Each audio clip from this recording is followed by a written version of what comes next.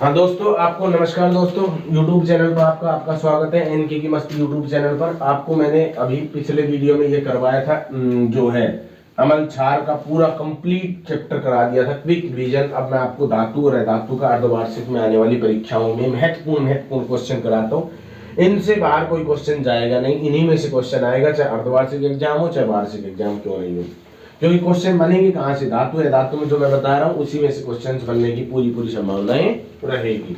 तो बच्चों, धातु, पहली बात तो ये बताओ मुझे, धातु किसे कहते हैं?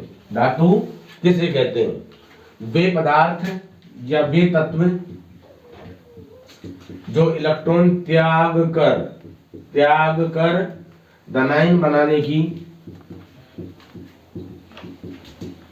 प्रवृत्ति रखते हैं, धातु कहलाती है। धातु कहलाती है। वे पदार्थ जो इलेक्ट्रॉन त्याग कर धनायन बनाने की प्रवृत्ति रखते हैं, धातु कहलाती है। समझ गए?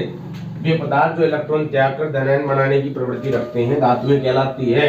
जैसे Na 11 नंबर पर है, 2 8 1 भरोगे, इसमें एक इलेक्ट्रॉन अंतिम है, ये त्याग देगा, Na पॉजिटिव बनेगा, तो ये क्या है बच्चों? धातु है। ये क्या है बच्चों? धातु है। समझ गए? वो पदार्थ या वो तत्व जो इलेक्ट्रॉन त्याग कर धनायन बनाने की प्रवृत्ति रखते हैं, क्या कहलाते हैं? धातुएं कहलाती है। और वो पदार्थ जो इलेक्ट्रॉन ग्रहण करके ऋणायन बनाने की प्रवृत्ति रखती है, क्या कहलाती है? अधातुएं कहलाती है। अधातुएं क्या है बच्चों? वे पदार्थ जो इलेक्ट्रॉन ग्रहण करके, एक्सेप्ट करके ऋणायन बनाने की प्रवृत्ति रखती है। वे तत्व जो इलेक्ट्रॉन ग्रहण करके ऋणायन बनाने की प्रवृत्ति रखते हैं, क्या कहलाते हैं?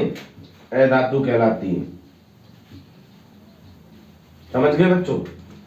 जैसे क्लोरीन है बच्चों, 17 नंबर पर है, 2 8 और 1, 2 8 और 7, अंतिम कोष में 7 इलेक्ट्रॉन है, एक इलेक्ट्रॉन लेगा तो माइनस चार्ज आएगा, तो अधातु बन जाएगी। क्लोरीन क्या है?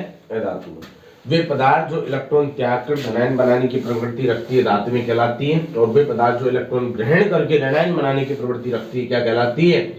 अधातु में कहलाती है। बच्चों, धातुओं के आपसे भौतिक गुण, रासायनिक गुण पूछ सकता है, तो कुछ भौतिक गुण मैं आपको समझा दे रहा हूँ। धातुओं के भौतिक गुण, धातुओं के भौतिक गुण, ये ठोस होती है बच्चों कमरे के ताप पर Hg को छोड़कर, किसको छोड़कर? Hg, पारा, मरकरी को छोड़कर, मरकरी या पारा को छोड़ करके सभी की सभी धातुएं हैं वो कमरे के ताप पर क्या होती है बच्चों? ठोस होती है। लेकिन पारा है, Hg है, कमरे के ताप पर धातु होते हुए भी द्रव अवस्था में पाई जाती है। तो क्वेश्चन बन सकता है यहाँ से आपसे कि ऐसी एक धातु बताओ जो धातु होते हुए भी कमरे के ताप पर क्या हो? द्रव अवस्था में पाई जाती हो। तो क्या है वो? Hg है, मरकरी है, वो पारा है। समझ गए? बाकी धातुएं कमरे के ताप पर ठोस होती है। इसके अलावा जो सोडियम धातु है बेटा, वो मुलायम होती है, इसको चाकू से आसानी से काटा जा सकता है, बल्कि और धातुएं उसको चाकू से आसानी से नहीं काटा जा सकता है। धातु में चमक पाई जाती है, क्या पाई जाती है? धातुओं में चमक पाई जाती है। धातु इलेक्ट्रॉन त्याग कर धनायन बनाने की प्रवृत्ति रखती है। धातुओं में आघात वर्धनीयता का गुण पाया जाता है। आघात वर्धनीयता का मतलब इसको पीट करके, पतली पीट करके बहुत पतली चादर बनाई जा सकती है। इसमें तन्यता का गुण पाया जाता है। तन्यता का मतलब बच्चों, तन्यता का मतलब इसका पतला लंबा तार खींचा जा सकता है। समझ गए? इसे तन्य कहते हैं। धातु में तन्यता गुण पाया जाता है, आघात वर्धनीयता पाया जाता है, इलेक्ट्रॉन त्याग कर धनायन बनाने की प्रवृत्ति रखती है, और ये सभी की सभी धातुएं सुचालक होती है। इंपॉर्टेंट है बच्चों, सभी की सभी धातुएं सुचालक होती है। बच्चों, सुचालक क्यों होती है? क्योंकि इलेक्ट्रॉन त्याग कर धनायन बनाने की प्रवृत्ति रखती है। इसमें एक मुक्त इलेक्ट्रॉन पाया जाता है, इसलिए सारी की सारी जो धातुएं हैं वो सुचालक होती है, लेकिन सारी की सारी अधातुएं हैं वो कुचालक होती है। आ जाओ, अब अधातुएं के अगर भौतिक गुण लिखते हो तो इसका उल्टा कर दीजिए। अधातु है वो कमरे के ताप पर गैस अवस्था में पाई जाती है, लेकिन बच्चों एकमात्र ब्रोमीन ऐसी धातु है जो कमरे के ताप पर द्रव अवस्था में पाई जाती है। ये आपसे पूछ सकता है एकमात्र ऐसी अधातु, अधातु, धातु नहीं अधातु, एकमात्र ऐसी अधातु बताओ जो कमरे के ताप पर द्रव अवस्था में पाई जाती हो। तो उसका आंसर क्या दोगे? ब्रोमीन एकमात्र ऐसी अधातु है जो कमरे के ताप पर द्रव अवस्था में पाई जाती है। समझ गए बच्चों? इसके अलावा अधातु है वो इलेक्ट्रॉन ग्रहण करके ऋणायन बनाने की प्रवृत्ति रखती है। अधातुएं हैं वो कुचालक होती है, ये भंगुर होती है, इनमें तन्यता और आघात वर्धनीयता का गुण नहीं पाया जाता है। इसको हल्की चोट देने पर, जैसे कोयला है, इसको हल्की चोट देने पर वह छिड़ जाता है, तो इसका मतलब भंगुर पाई जाती है, इसमें भंगुर प्रवृत्ति होती है। और ये कमरे के ताप पर मुख्यतः द्रव्य अवस्था में नहीं पाई जाती, गैस अवस्था में पाई जाती है। द्रव्य अवस्था में पाई जाने वाली अधातु एकमात्र कौन सी है? ब्रोमीन है। कौन सी है? ब्रोमीन है, जिसका नंबर कितना होता है? 35 नंबर। परमाणु क्रमांक कितना होता है जिसका? 35 होता है बच्चों। अब आपसे पूछ सकता है धातुओं के रासायनिक गुण। तो भाई धातु है वो अम्लों के साथ अभिक्रिया अभी करवाई थी थोड़ी देर पहले ही आपसे। धातुएं अम्लों के साथ अभिक्रिया करके गैस देती है हाइड्रोजन। ये धातु है, ये अम्ल है, क्या बनेगा? CuSO4 plus hydrogen gas. तो रासायनिक गुण में क्या दोगे? धातुएं अम्लों के साथ अभिक्रिया करके क्या देती है? हाइड्रोजन गैस देती है। धातुएं जल के साथ अभिक्रिया करें तो धातु ऑक्साइड देगी। धातु अगर जल के साथ अभिक्रिया करवाएं, धातु ऑक्साइड बनता है। ठीक है।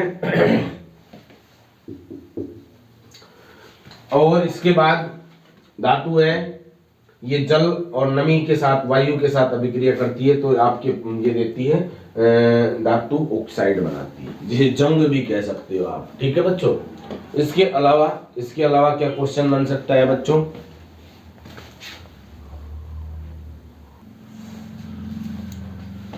इसके बाद बच्चों आता है अपना मिश्र धातुएं, अलॉयज। मिश्र धातुएं क्या होती है बच्चों?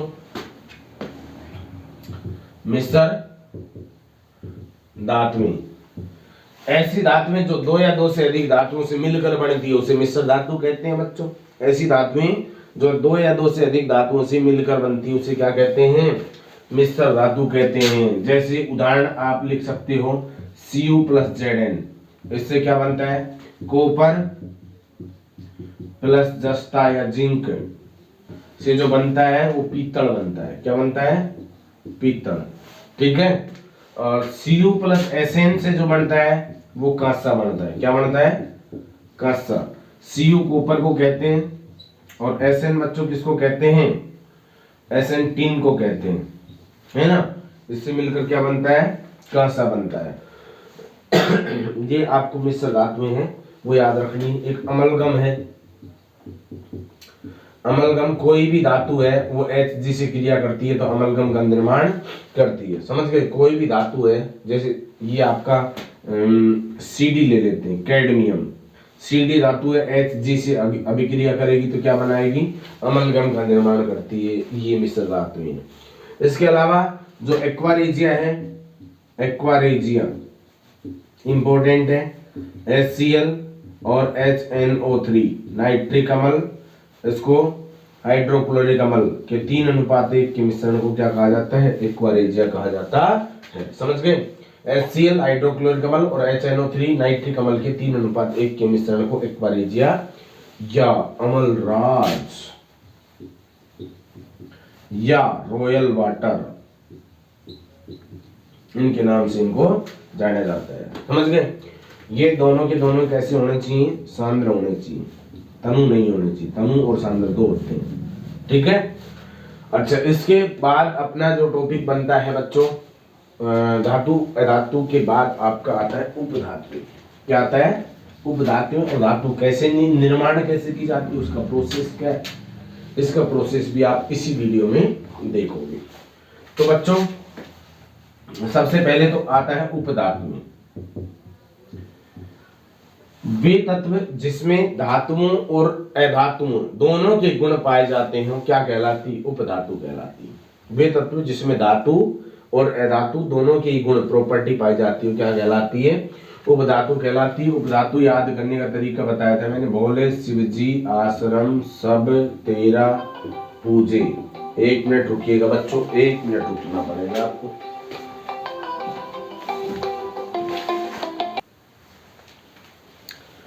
तो ये आपकी उपधातुएं हैं बच्चों। बोले, शिवजी, आश्रम, सब तेरा पूजे। बोले, शिवजी, आश्रम, सब तेरा पूजे। बोरॉन, सिलिकॉन, जर्मेनियम, आर्सेनिक, सबस्टेनियम, टेलियम, पोलियम। ठीक है बच्चों, ये सब के सब क्या है? आपकी उपधातुएं। ऐसे पूछ सकता है आपसे कि कोई नहीं 4 उपधातुओं के नाम लिखो, इनमें से कोई 4 लिख दो आप, आपका जो मन करे। इनमें दोनों प्रॉपर्टी पाई जाती है बच्चों, है ना। ये धातुओं के भी गुण रखती है और अधातुओं के भी गुण रखती है, इसलिए इसे क्या कहा जाता है? उपधातुएं कहा गया है। समझ गए बच्चों। इसके बाद अपना पॉइंट आता है कि किन्हीं चार अक्रिय गैसों के नाम लिखें। अक्रिय गैस है नीरज, अरमान, करके, जीरे। ये है नीरज, अरमान, करके, जीरे। Helium, neon, argon, krypton, xenon, रेयन। आपसे पूछा जा सकता है कि नहीं 4 अक्रिय गैस। अक्रिय गैस नोबल गैस कहते हैं इसको, उत्कृष्ट गैस भी कहते हैं। इन्हीं का नाम उत्कृष्ट गैस है, जो किसी से क्रिया अभिक्रिया नहीं करती है। समझ गए बच्चों। ऐसी गैसें जो किसी से अभिक्रिया नहीं करती उसे उत्कृष्ट गैसें कहते हैं। ये नीरज, अरमान, करके, जीरे। ये आपका ट्रिक था। समझ गए बच्चों। इसके बाद में आपसे पूछ सकता है मीथेन, कार्बन डाइऑक्साइड, है ना, जलवाष्प,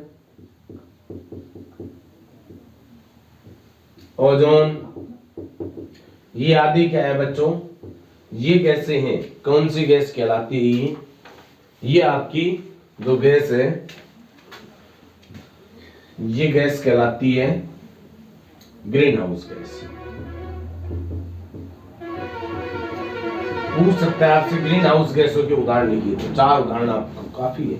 नाइट्रस ऑक्साइड भी ग्रीन हाउस गैस ही है। समझ गए बच्चों। इसके बाद धातुओं का शोधन, धातुओं का निष्कर्षण कैसे किया जाता है बच्चों? धातु कैसे डायरेक्ट, क्या धातु निकाली जाती है? क्या डायरेक्ट तो नहीं निकालेंगे, तो उसके लिए क्या प्रोसेस है धातुओं को निष्कर्षण के?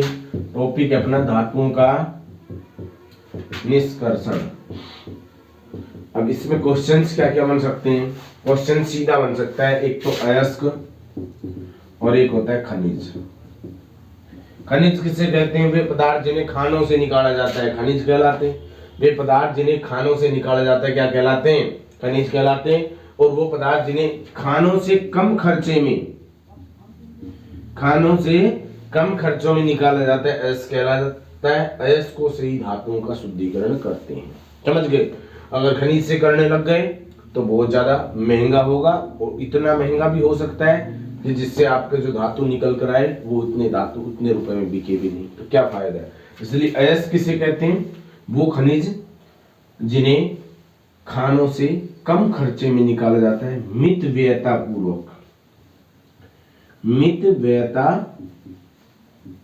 पूर्वक निकाला जाता है, क्या कहलाता है? खनिज, अयस्क कहलाता है। अयस्कों का शुद्धिकरण करते हैं बच्चों, उसको पहले धोते हैं वगैरह वगैरह, उसके बाद में उसको चूर्णित करते हैं। चूर्णित करने के बाद में उसका निस्तापन, भर्जन करते हैं। क्वेश्चन क्या बन सकता है? मोस्ट इंपोर्टेंट क्वेश्चन, भर्जन व निस्तापन में अंतर लिखो। एक होता है गैंग और होती है गैंग, जिसको अशुद्धियां कहते हैं बच्चों। खनिज, अयस्क और गैंग, जो खनिज और अयस्क के बीच में जो उपस्थित अशुद्धियां होती है वो क्या कहलाती हैं? गैंग कहलाती है। भर्जन व निस्तापन,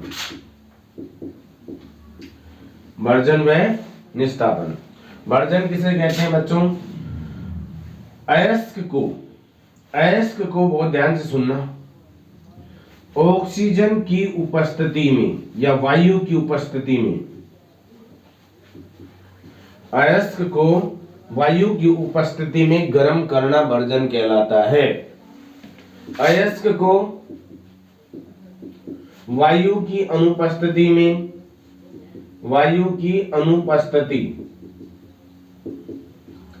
अयस्क को वायु की अनुपस्थिति में गर्म करना निस्तापन कहलाता है। अयस्क को वायु की उपस्थिति में गर्म करना भर्जन कहलाता है, और अयस्क को वायु की अनुपस्थिति में गर्म करना निस्तापन कहलाता है। क्लियर हो गया? अयस्क को वायु की या ऑक्सीजन की उपस्थिति में गर्म करना भर्जन कहलाता है, अयस्क को वायु की अनुपस्थिति में गर्म करना निस्तापन कहलाता है। क्लियर है? आगे बढ़ते हैं। निस्तापित या भर्जित अयस्क का प्रगलन करते हैं बच्चों। क्या करते हैं? प्रगलन। जो भर्जन के बाद जो अयस्क उत्पन्न होता है उसे भर्जित अयस्क कहते हैं, निस्तापन के बाद जो अयस्क उत्पन्न होता है उसे निस्तापित अयस्क कहते हैं। इसमें भी अशुद्धियां रहती है, तो भर्जित और निस्तापित अयस्क का क्या करते हैं? प्रगलन करते हैं। प्रगलन वात्या भट्टी में किया जाता है प्राय। इसमें 1600 डिग्री टेम्परेचर तक इसे गर्म किया जा सकता है। तो प्रगलन में क्या होता है? भर्जित या निस्तापित अयस्क को कार्बन की उपस्थिति में, किसकी बच्चों?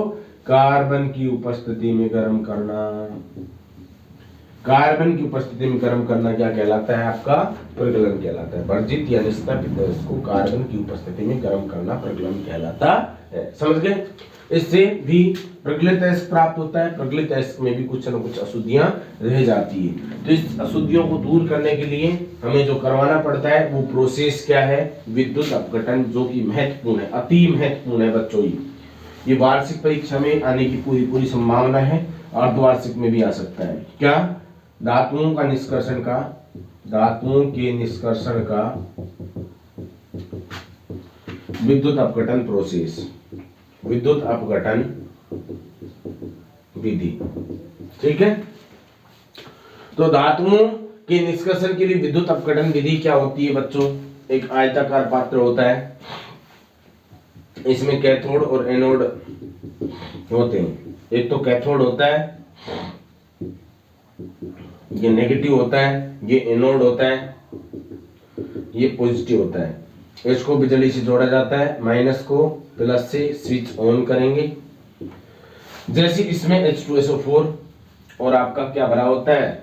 आपका जो प्रगलित धातु थी, प्रगलन के बाद प्राप्त धातु। ठीक है? धातु पॉजिटिव होती है, आपको पता है, इसके चिपकी रहेगी जब तक आप करंट फ्लो नहीं कराओगे।